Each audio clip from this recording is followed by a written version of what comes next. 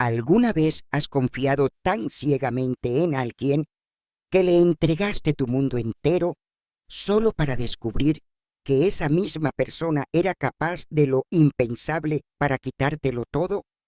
Mi historia no es una de amor, sino de lo que viene después, cuando la persona que prometió protegerte se convierte en la razón de tu mayor miedo. Es una historia sobre cómo un corazón roto puede encontrar la fuerza para volver a latir, incluso en la más profunda oscuridad. La pregunta que les dejo hoy es: ¿creemos realmente conocer a las personas con las que compartimos nuestra vida? Quédense conmigo para descubrir cómo sobreviví a la traición más grande de mi vida. Y antes de empezar, déjenme saber en los comentarios desde qué rincón del mundo me acompañan hoy. Me encanta leerlos. Nuestro hogar era mi santuario, un refugio construido con las manos del amor y los ladrillos de los sueños compartidos. Recuerdo perfectamente el día en que llegué a este país, con una sola maleta en la mano y el corazón rebosante de una fe inquebrantable en él, en nosotros. Dejé atrás mi tierra, mi familia, mi carrera, todo lo que conocía, por seguir al hombre que amaba. Y al principio, cada sacrificio parecía una pequeña ofrenda en el altar de nuestra felicidad. Él era mi mundo entero, y yo, ciegamente, creía ser el suyo. Los primeros años fueron un torbellino de alegrías sencillas. Pintamos las paredes de nuestra primera casa de un color amarillo pálido que, según él, atrapaba la luz del sol. Plantamos un pequeño jardín en la parte de atrás, donde las rosas que yo tanto amaba luchaban por florecer en un clima que no era el suyo, un poco como yo.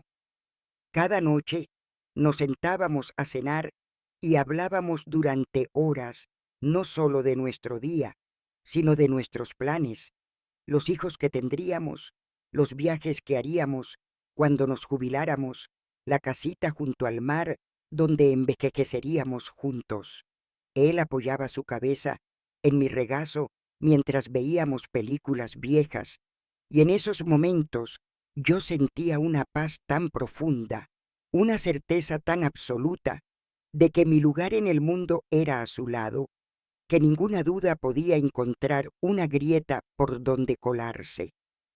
Me dediqué en cuerpo y alma a construir ese nido. Aprendí a cocinar sus platos favoritos, esos que le recordaban a su infancia. Me esforcé por dominar un idioma que se anudaba en mi lengua solo para poder entender sus chistes y conversar con sus amigos en las cenas que organizábamos. Planchaba sus camisas cada mañana, dejando un pequeño beso en el cuello de cada una, un ritual tonto que para mí significaba: vuelve a casa a salvo. Su éxito profesional se convirtió en mi mayor orgullo. Yo era la que organizaba su agenda, la que se aseguraba de que comiera bien en sus largos días de trabajo y la que lo escuchaba pacientemente cuando el estrés lo agobiaba. Era su ancla, su puerto seguro, o al menos eso era lo que él me decía, y yo le creía, porque su palabra era el evangelio en el que se basaba mi existencia. Yo vivía para su felicidad, convencida de que su felicidad era inseparable de la mía. Nuestro matrimonio, para mí, no era un contrato ni una conveniencia. Era una obra de arte que esculpíamos juntos cada día, una fortaleza inexpugnable.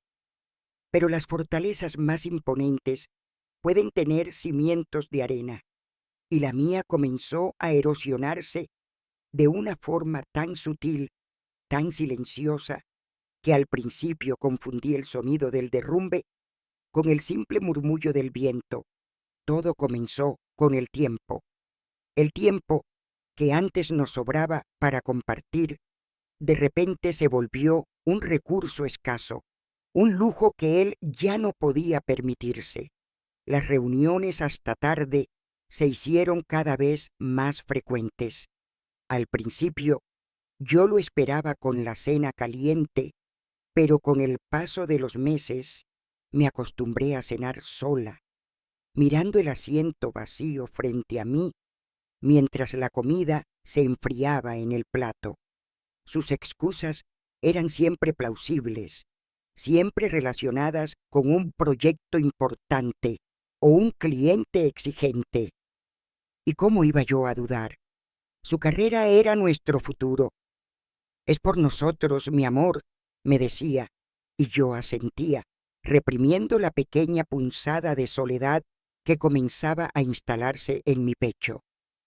Luego vino el teléfono, ese pequeño aparato rectangular que antes era una extensión de nuestra vida compartida, lleno de fotos nuestras y mensajes que nos enviábamos durante el día, se convirtió en una caja fuerte con secretos que no me pertenecían. Empezó a ponerlo boca abajo sobre la mesa del comedor. Las notificaciones que antes sonaban con libertad, ahora solo producían una vibración sorda, casi clandestina. Un día, mientras dormía, el teléfono vibró en su mesita de noche. Por puro instinto, extendí la mano para ver quién escribía a esas horas, pero me detuve. Una nueva contraseña bloqueaba la pantalla. A la mañana siguiente, le pregunté al respecto, tratando de sonar casual. «Oh, es una nueva política de seguridad de la empresa. Nos obligan a todos», respondió sin mirarme a los ojos, demasiado concentrado en el nudo de su corbata. La respuesta era lógica, pero su evasión me dejó un sabor amargo. Comenzó a llevarse el teléfono al baño, un hábito que nunca antes había tenido. Pequeños cambios, casi imperceptibles, pero que juntos empezaban a tejer una red de distancia a nuestro alrededor. La distancia física se tradujo en una brecha emocional. Nuestras conversaciones nocturnas se extinguieron. Cuando le preguntaba por su día, sus respuestas eran monosílabos. Bien, cansado, lo de siempre. Ya no me contaba anécdotas de la oficina, ni se quejaba de su jefe, ni compartía sus pequeños triunfos. Era como si una parte de su vida se hubiera vuelto clasificada, y yo no tuviera la autorización de seguridad para acceder a ella. Intenté romper ese muro. Le preparaba cenas especiales, compraba entradas para el cine, le sugería escapadas de fin de semana. Él siempre tenía una excusa. Estaba demasiado cansado, tenía que trabajar, no era un buen momento.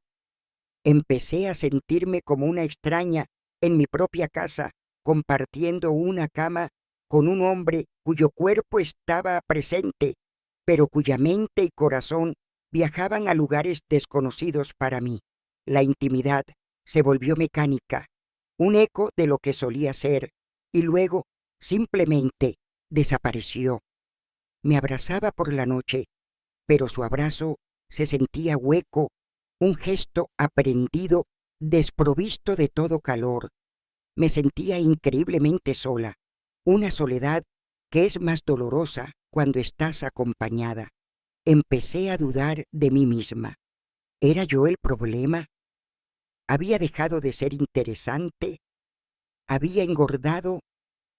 ¿Había perdido esa chispa que lo enamoró? Me miraba al espejo, buscando defectos, intentando encontrar la razón de su indiferencia en mi propio reflejo. Mi mundo, que yo había edificado con tanto esmero sobre la base de nuestro amor, había resultado ser un frágil castillo de naipes, y aunque todavía no lo sabía, un viento helado y cruel ya había empezado a soplar, amenazando con derribarlo todo con un solo soplo. La base se estaba desmoronando y yo seguía intentando desesperadamente mantener las cartas en su sitio. La verdad, cuando decide manifestarse, no siempre lo hace con el estruendo de un trueno. A veces llega en la forma de un susurro, en un pequeño detalle que no encaja, un hilo suelto en el tapiz perfecto que una vez admiraste. Durante semanas viví en un estado de negación autoimpuesta. Me convertí en una experta en racionalizar lo irracional. Está estresado, me repetía como un mantra. La presión del trabajo es inmensa. Cuando este proyecto termine, todo volverá a la normalidad. Me aferraba a esa esperanza con la desesperación de quien se ahoga. Intenté ser más comprensiva, más paciente, más cariñosa. Le dejaba notas de amor en su maletín, le preparaba sus postres favoritos, lo recibía con una sonrisa, aunque por dentro mi alma estuviera hecha un nudo de ansiedad. Pero mis esfuerzos eran como intentar llenar con agua un recipiente que tenía una fuga. Por más que me esforzara, el vacío entre nosotros seguía creciendo. Las noches se convirtieron en mi tortura personal. Me acostaba a su lado, sintiendo el calor de su cuerpo, pero una distancia sideral nos separaba. Fingía dormir mientras lo escuchaba teclear en su teléfono bajo las sábanas, el débil resplandor de la pantalla iluminando su rostro concentrado. ¿Con quién hablaba? ¿Qué era tan urgente que no podía esperar a la mañana? Las preguntas me carcomían por dentro, pero el miedo a la respuesta me paralizaba. Preguntar era abrir una puerta que quizás nunca podría volver a cerrar. Así que callaba, y cada silencio era un pequeño trozo de mi corazón que se rompía. Me sentía como una detective en mi propia vida, buscando pistas de un crimen que no estaba segura de que se hubiera cometido, sospechando del único otro habitante de mi mundo. Era una locura silenciosa, una que me estaba consumiendo lentamente. El hilo suelto apareció en un día gris y ordinario. Era martes y estaba recogiendo su ropa para llevarla a la tintorería. Metí la mano en el bolsillo de su abrigo favorito, uno que yo misma le había regalado en nuestro aniversario, para asegurarme de que no había nada importante. Mis dedos rozaron un trozo de papel. Lo saqué, pensando que sería un recibo de la comida o del estacionamiento, pero no lo era. Era un recibo de una de las joyerías más exclusivas del centro, una tienda a la que solo habíamos entrado una vez, hace años, solo para mirar. La fecha era de hacía 3 semanas. Mis ojos recorrieron la descripción del artículo: collar de oro blanco con colgante de diamante. El precio hizo que se me cortara la respiración. Era una suma considerable. Mi corazón comenzó a latir con una fuerza desbocada, un tambor salvaje en la quietud de la mañana. Mi cumpleaños había sido hacía 2 meses. Nuestro aniversario no era hasta dentro de 6. No había ninguna ocasión especial a la vista. Un escalofrío recorrió mi espalda, mientras un pensamiento terrible, venenoso, se abría paso en mi mente. Ese regalo no era para mí. Durante horas me senté en el sofá con el recibo en la mano, que temblaba como una hoja. Mi mente trabajaba a toda velocidad, construyendo y derribando explicaciones. Quizás era un regalo para su madre. No, su cumpleaños era en verano. Para su hermana, imposible. Ella vivía en otro continente y no le gustaban las joyas ostentosas. Sería una sorpresa para mí, guardada para una ocasión futura, pero ¿por qué comprarla con tanta antelación? Cada excusa que mi cerebro desesperado fabricaba se desmoronaba ante la fría lógica. El recibo no era una prueba, pero era una anomalía, una pieza del rompecabezas que no encajaba en ninguna parte. Esa noche, cuando él llegó a casa, lo observé con otros ojos. Observé sus manos, su cuello, sus palabras. Buscaba una señal, una mentira, una verdad, pero no había nada. Me besó en la frente, me preguntó qué tal mi día y se sentó a cenar como si nada. Y en su normalidad encontré la más aterradora de las confirmaciones. Estaba viviendo una mentira con una facilidad pasmosa. La angustia se volvió insoportable. Necesitaba saber, necesitaba la verdad, por dolorosa que fuera. Recordé su vieja tableta, un dispositivo que había reemplazado hacía más de un año y que ahora acumulaba polvo en el cajón de su escritorio. Rara vez la usaba, y dudaba que se hubiera molestado en protegerla con la misma diligencia que su teléfono. Una noche, después de asegurarme de que dormía profundamente, me deslicé fuera de la cama, con el sigilo de un ladrón. Mi corazón martilleaba contra mis costillas. Me sentía culpable, una traidora por invadir su privacidad, pero una fuerza mayor, la necesidad de arrancar la venda de mis ojos, me impulsaba. Encendí la tableta. La luz de la pantalla me pareció cegadora en la oscuridad. Estaba sincronizada con su cuenta personal. Con los dedos temblorosos, abrí su aplicación de mensajería. Y allí estaba. Un hilo de conversaciones con un nombre que reconocí al instante. Una compañera de su oficina. Lo que leí en las siguientes horas destrozó mi mundo de una forma que ni 1000 martillos podrían haberlo hecho. No eran solo mensajes coquetos, era una vida paralela, documentada en detalle. Había fotos de ellos dos en restaurantes a los que él me había dicho que iba por cenas de negocios. Había selfies tomados en un parque durante horas en las que se suponía que estaba atrapado en el tráfico. Se llamaban con apodos cariñosos, los mismos que él solía usar conmigo al principio de nuestra relación. Hablaban de su futuro, un futuro en el que yo era un obstáculo, un problema que pronto se resolvería. Leí cómo él se quejaba de mí, describiéndome como una carga, una mujer dependiente cuyo estatus migratorio lo tenía atado. Cada palabra era una daga de hielo que se clavaba en mi pecho. Pero lo peor, lo que me rompió por completo, fue un mensaje de ella. ¿Ya le has dado mi regalo? Y la respuesta de él, sí, le encantó. Piensa en ti cada vez que lo mira. El collar. El collar era para ella. Estaban construyendo su felicidad sobre las ruinas de la mía, y yo ni siquiera sabía que mi hogar ya estaba en ruinas. Me quedé allí, en el suelo frío de su estudio, con la tableta en mi regazo y las lágrimas cayendo en silencio sobre la pantalla que mostraba la prueba irrefutable de mi vida destrozada.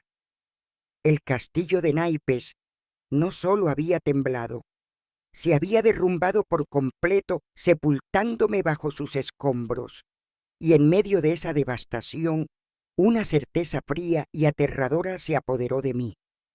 El hombre con el que me había casado ya no existía, si es que alguna vez lo había hecho. Los días que siguieron a esa noche fueron los más extraños y dolorosos de mi vida. Me movía por mi casa como un fantasma, atrapada en una realidad que ya no me pertenecía. Cada objeto, Cada rincón estaba manchado por la traición.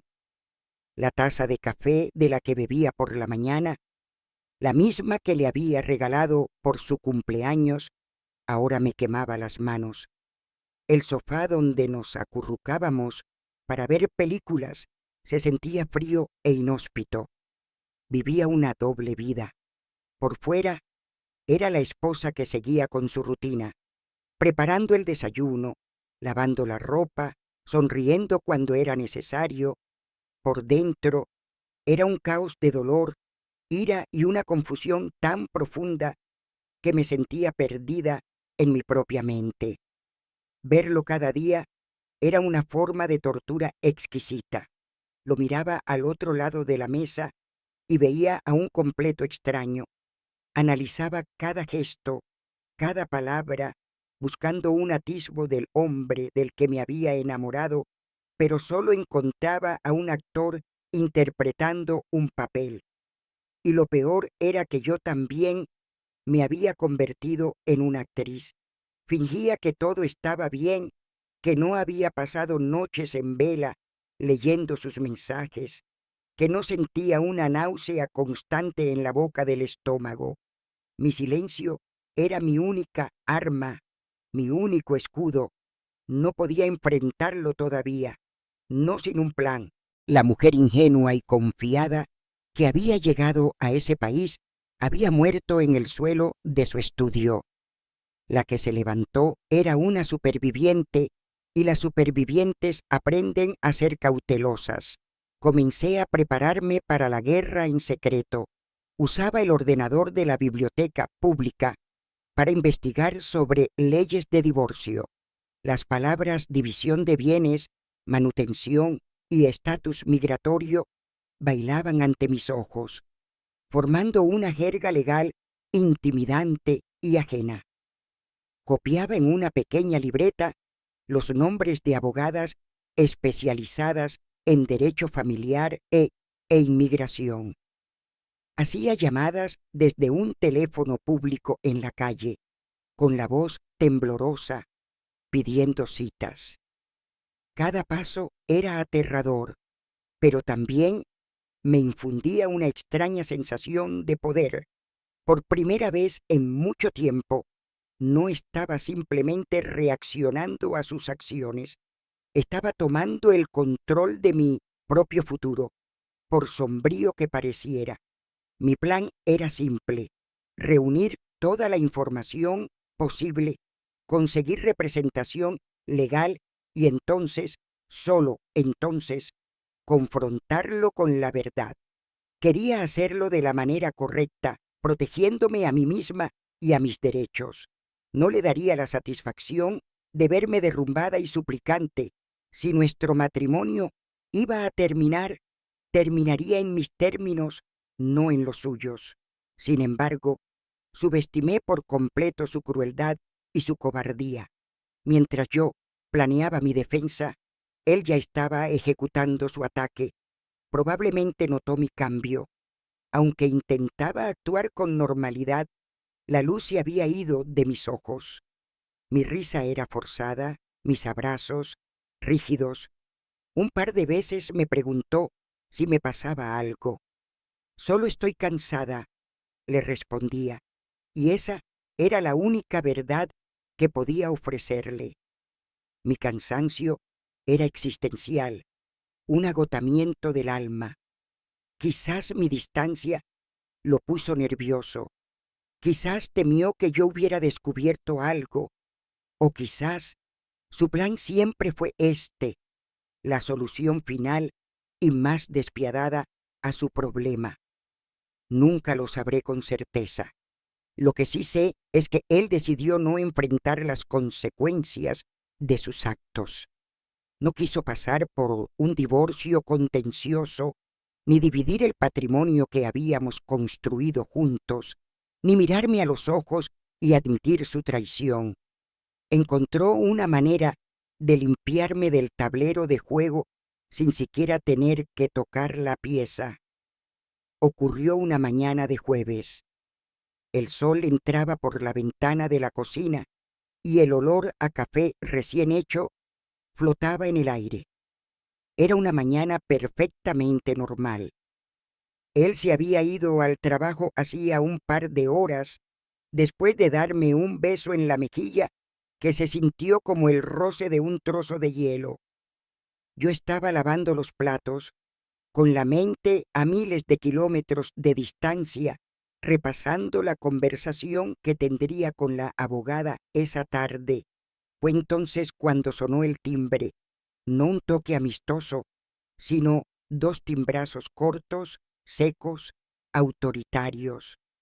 Secándome las manos en el delantal, fui a abrir, esperando encontrar a un repartidor o a un vecino, pero en el umbral de mi puerta no había un rostro familiar.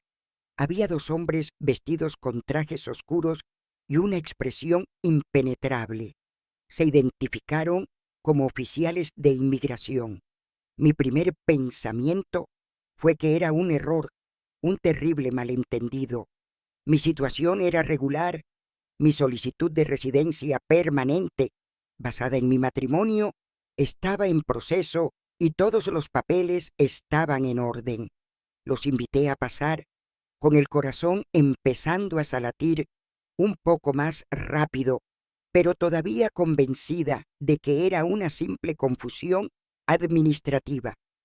Me pidieron mi pasaporte y mis documentos, y se los entregué con manos temblorosas. Uno de ellos leía los papeles mientras el otro me hacía preguntas. ¿Hace cuánto tiempo vive en esta dirección? ¿Cuál es la profesión de su esposo? ¿Tiene usted empleo? Respondí a todo con la mayor calma que pude reunir. Fue entonces cuando uno de ellos dijo la frase que hizo que el suelo desapareciera bajo mis pies.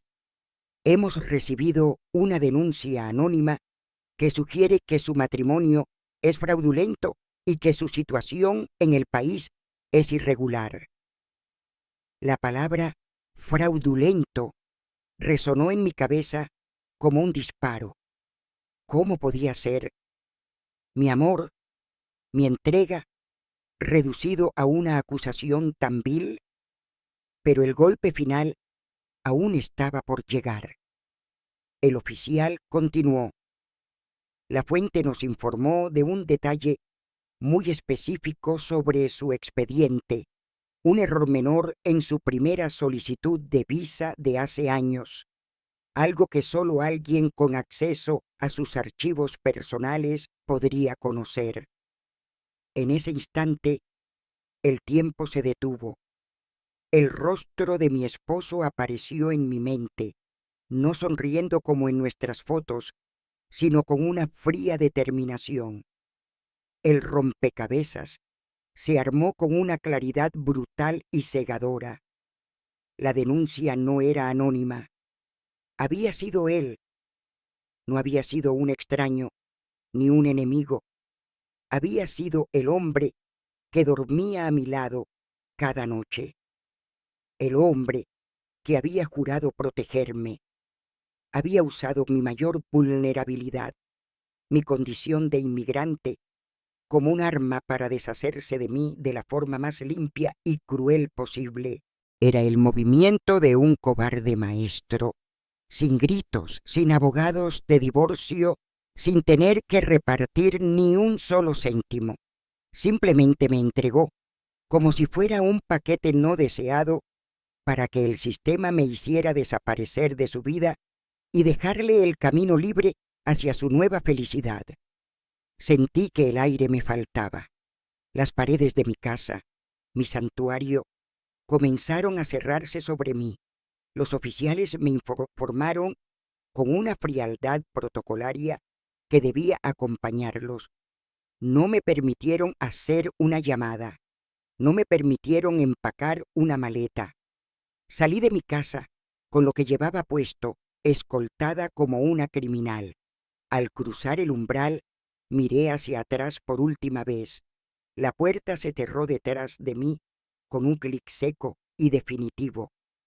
Ese sonido no solo selló mi salida de la casa, sino el final de mi vida, tal y cómo la conocía. Me habían despojado de todo: mi hogar, mi seguridad, mi identidad, y el arquitecto de mi ruina era la única persona en el mundo a la que yo le había confiado las llaves de mi alma. El mundo al otro lado de la puerta de mi casa era un borrón de colores y sonidos indiferentes.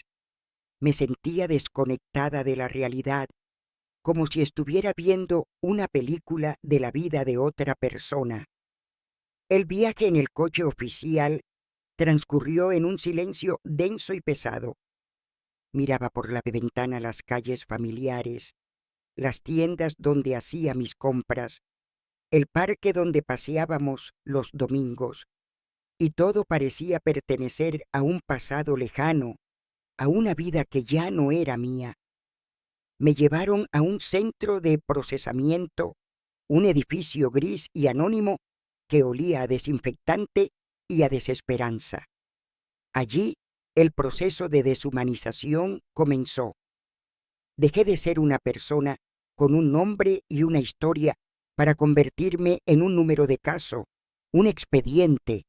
Me tomaron las huellas dactilares, me hicieron una fotografía que reflejaba el terror y la confusión en mis ojos, y me quitaron mis pertenencias, incluido mi teléfono. La sensación de que me cortaran la comunicación con el mundo exterior fue aterradora. Estaba completamente sola, atrapada en una pesadilla burocrática diseñada por la persona que más amaba. Los primeros días fueron un descenso al abismo. Me alojaron en un centro de detención temporal, un lugar donde el tiempo se medía en la monotonía de las comidas insípidas y las noches interminables. Compartía un espacio reducido con otras mujeres, cada una con su propia historia de sueños rotos y esperanzas frustradas. Escuchaba sus susurros en diferentes idiomas, veía la misma mirada perdida en sus ojos y me daba cuenta de que yo era solo una más en un mar de historias tristes. Intenté llamar a mi esposo desde el teléfono del centro. El primer día, su teléfono sonaba y sonaba, hasta que saltaba el buzón de voz. Le dejé mensajes desesperados, suplicándole que me explicara qué estaba pasando, convencida todavía de que debía haber un error. «Por favor, sácame de aquí», lloraba en el auricular. Al segundo día, sus llamadas iban directamente al buzón. Al tercer día, el número estaba fuera de servicio. Había desaparecido. Me había borrado de su vida con la misma facilidad con la que se elimina un contacto del teléfono.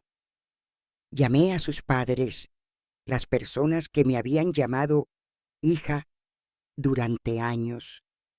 Su madre me atendió, y cuando escuchó mi voz, hubo un silencio helado antes de decir: «Lo siento, no podemos ayudarte», y colgó.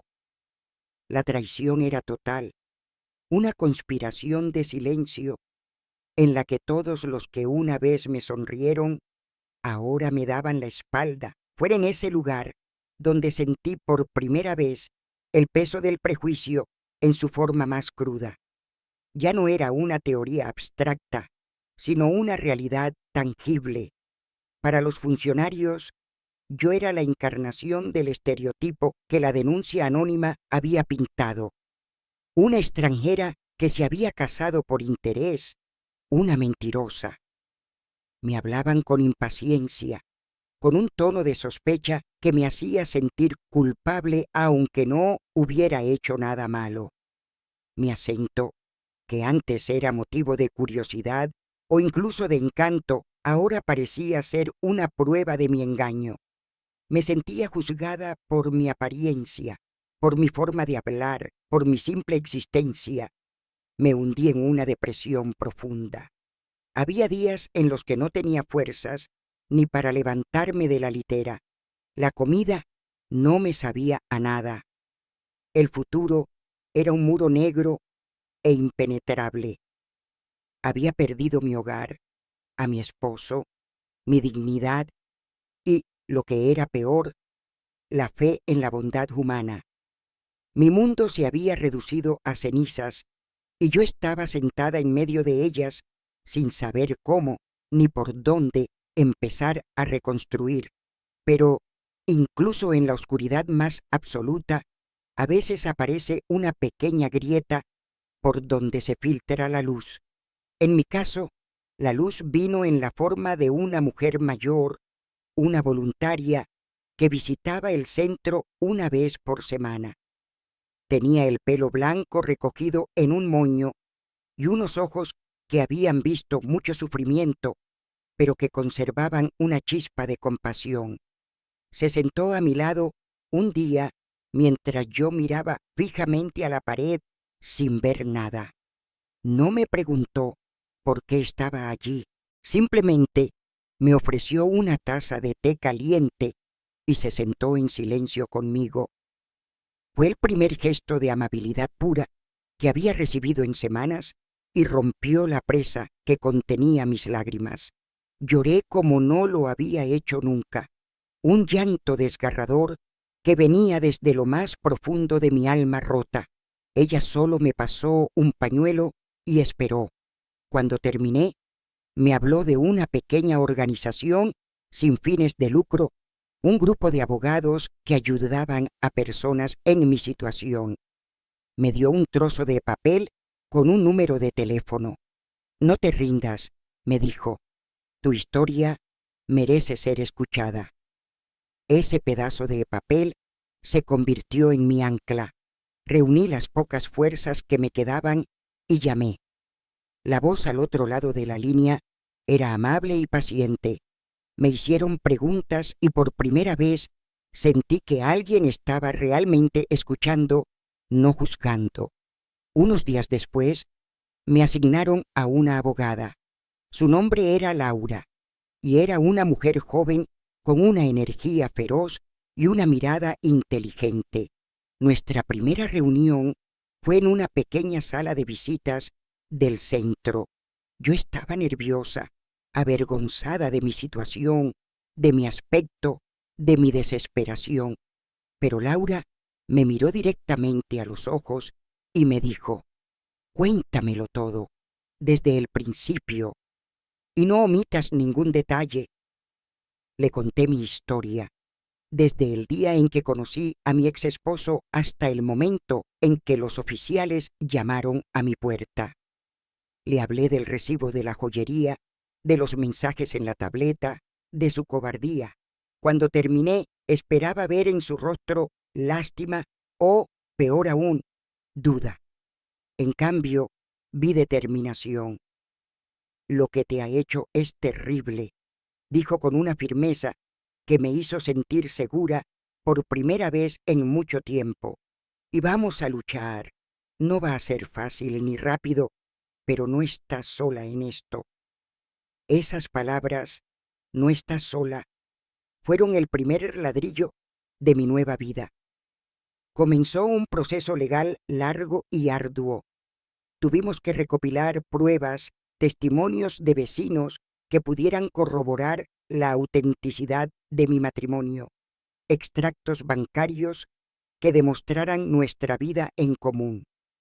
Cada documento era una dolorosa visita al pasado, pero también un paso hacia mi liberación. Laura luchó por mí con una dedicación increíble.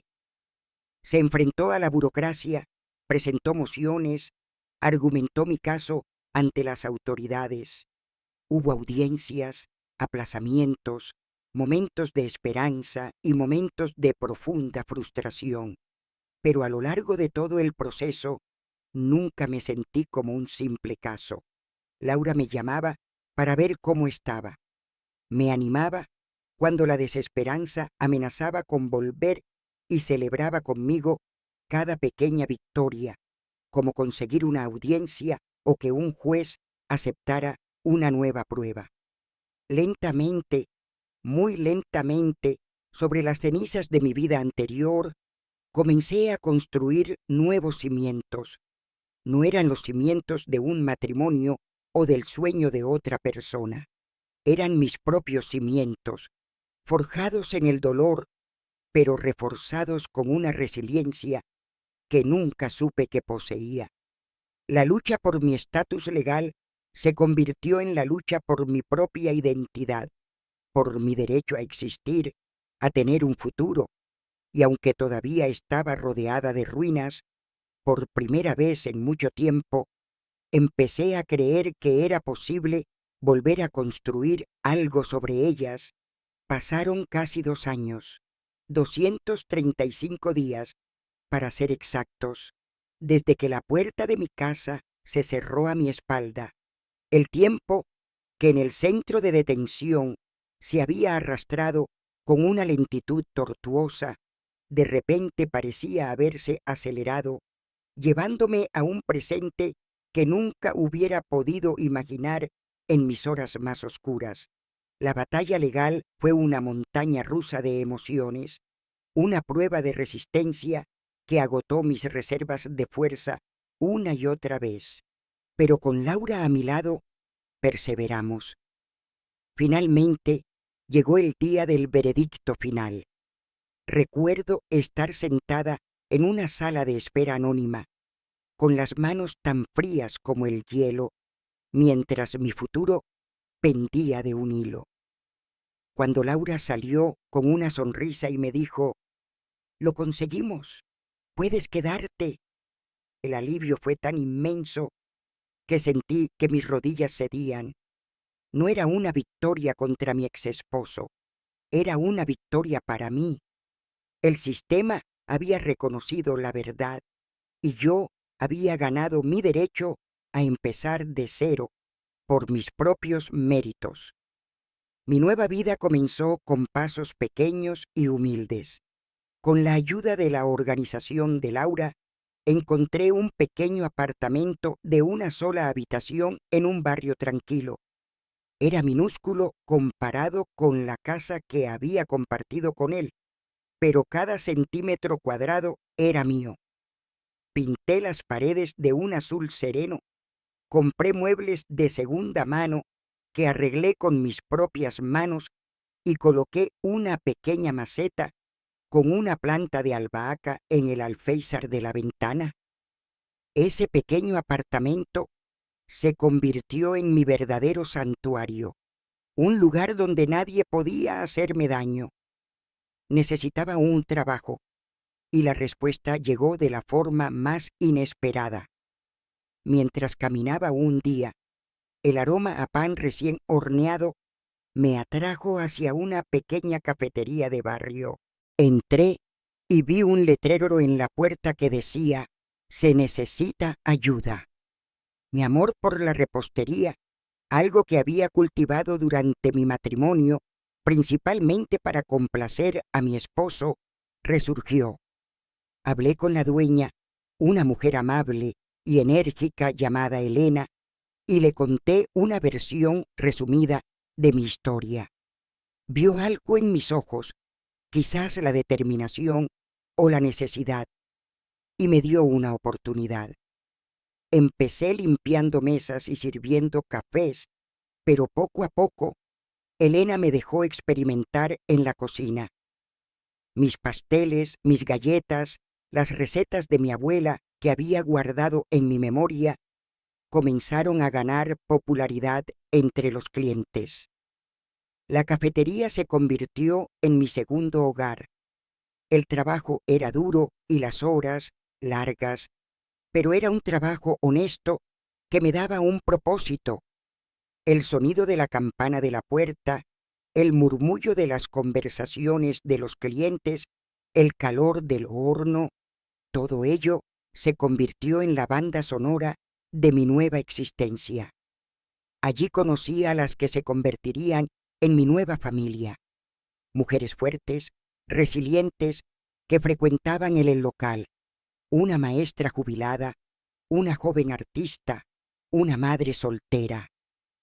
Nos unimos a través de conversaciones sobre tazas de café, compartiendo nuestras historias, nuestras risas y nuestras lágrimas.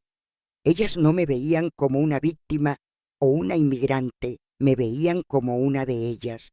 Con ellas aprendí a reír de nuevo, una risa genuina que salía del fondo de mi vientre. Mi vida era sencilla, sin lujos, pero estaba llena de una riqueza que el dinero no podía comprar: paz, independencia y afecto sincero. Un sábado por la tarde, mientras limpiaba el mostrador, sonó la campana de la puerta. Levanté la vista y vi entrar a una mujer que me resultaba familiar. Me costó un momento reconocerla.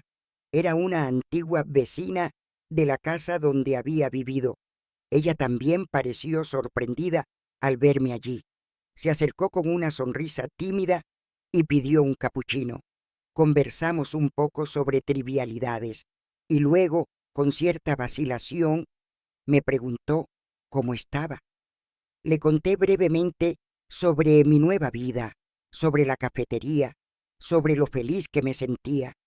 Ella me escuchaba con atención y entonces su expresión se tornó seria. Sé que probablemente no quieras saber nada de él, comenzó, pero siento que debo decírtelo. Las cosas no le han ido bien.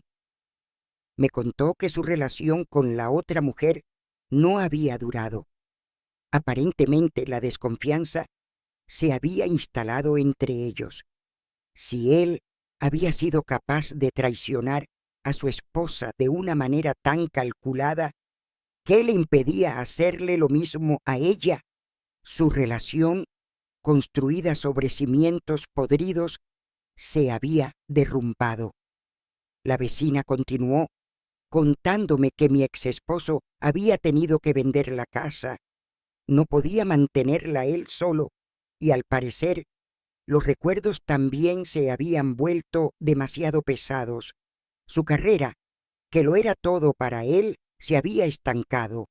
Algunos colegas se enteraron de lo que había sucedido y su reputación quedó manchada, no de forma pública, sino a través de esos susurros en los pasillos que pueden ser más dañinos que cualquier acusación formal. Se había vuelto un hombre amargado y solitario, aislado en su propio mundo de ambición frustrada. Mientras la escuchaba, esperé sentir algo: satisfacción, alegría por su desgracia, un grito de ¡justicia! Pero no sentí nada de eso. Lo que sentí fue una profunda e inmensa lástima, y luego una paz abrumadora. La vida, el universo, o como queramos llamarlo, tiene su propia forma de equilibrar la balanza. Él había tomado un atajo cruel para evitar las consecuencias de sus actos, pero al final las consecuencias lo habían encontrado de todos modos. Su karma no fue un castigo dramático, sino una vida vacía, desprovista del amor y la lealtad que él mismo había destruido. Esa noche, después de cerrar la cafetería, me quedé un rato a solas en la penumbra con el único sonido del zumbido del refrigerador. Me acerqué al ventanal que daba a la calle y miré mi reflejo en el cristal. La mujer que me devolvía la mirada ya no era la joven asustada y dependiente que había llegado a ese país años atrás, ni la mujer rota y desesperada que había sido escoltada fuera de su propia casa. La mujer del reflejo tenía algunas líneas de cansancio alrededor de los ojos, pero esos ojos brillaban con una fuerza nueva. Tenía las manos encallecidas por el trabajo, pero eran las manos de alguien que construía su propio destino. Me di cuenta de que mi exesposo, en su intento de destruirme, me había hecho el mayor regalo posible. Me había liberado. Me liberó de una mentira, de una vida que no era auténtica, y me obligó a encontrar mi propia voz, mi propio valor. Él había arrasado mi pequeño jardín, quemándolo todo hasta los cimientos, pero a partir de esas cenizas y con mis propias manos yo había aprendido a cultivar uno nuevo, y este jardín, más pequeño, más humilde, era infinitamente más hermoso, porque cada flor, cada hoja había crecido gracias a mi propia fuerza, regada con mis lágrimas, pero floreciendo bajo mi propio sol. Y esa, me di cuenta con una certeza que me llenó el alma, era la única victoria que realmente importaba. Muchísimas gracias por haberme acompañado hasta el final de esta historia tan personal. A veces, los finales más dolorosos son en realidad el comienzo de nuestro verdadero camino. Si esta historia te ha conmovido y quieres escuchar otra sobre cómo la vida nos da segundas oportunidades, te invito a hacer clic aquí para ver Dejé mi carrera por mi familia y me abandonaron, pero encontré mi verdadero propósito. Y no olviden suscribirse al canal y activar la campanita para que no se pierdan ninguna de las historias que compartimos cada semana. Les envío un abrazo inmenso donde quiera que estén. Hasta la próxima.